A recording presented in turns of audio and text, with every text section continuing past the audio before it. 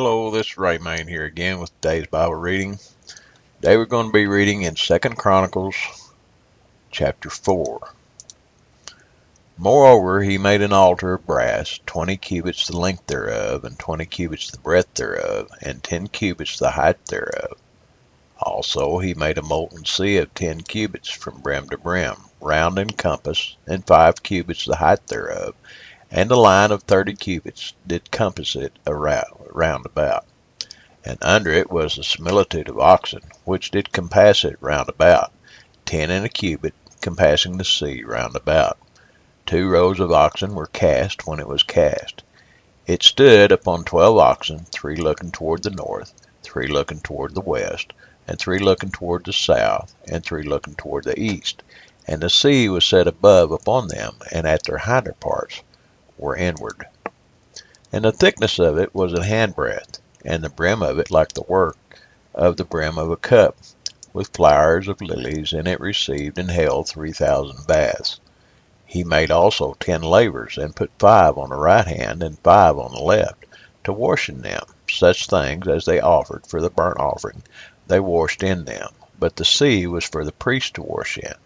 And he made 10 candlesticks of gold, according to their form, and set them in the temple, 5 on the right hand, and 5 on the left. He made also 10 tables, and placed them in the temple, 5 on the right side, and 5 on the left. And he made 100 basins of gold. Furthermore, he made the court of the priests, and the great court, and the doors of the court, and overlaid the doors of them with brass. And he set the sea on the right side of the east end, over against the south. And Hiram made the pots, and the shovels, and the basins.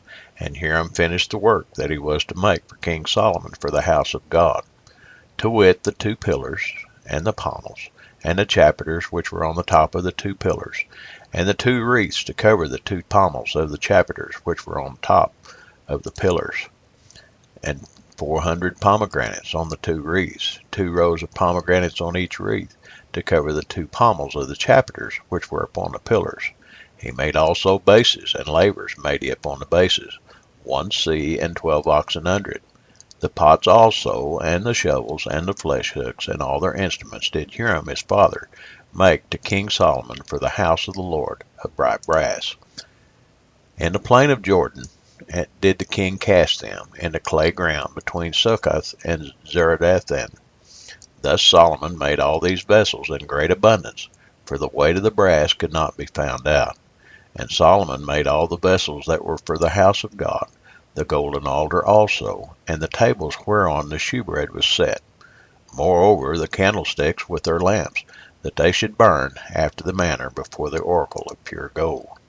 And the flowers, and the lamps, and the tongs made he of gold, and that perfect gold. And the snuffers, and the basins, and the spoons, and the censers of pure gold, and the entry of the house, the inner doors thereof, for the most holy place, and the doors of the house of the temple were of gold. Well, that's the reading for today. God bless you. As you no doubt figured out by yourself, that this is talking about the making of all the instruments for the house of God. Each one of them, as I've said many, many times before, the numbers and the amounts absolutely flabbergast me. But anyway, that's the reading for today. I trust you'll have a blessed day. We'll talk to you tomorrow.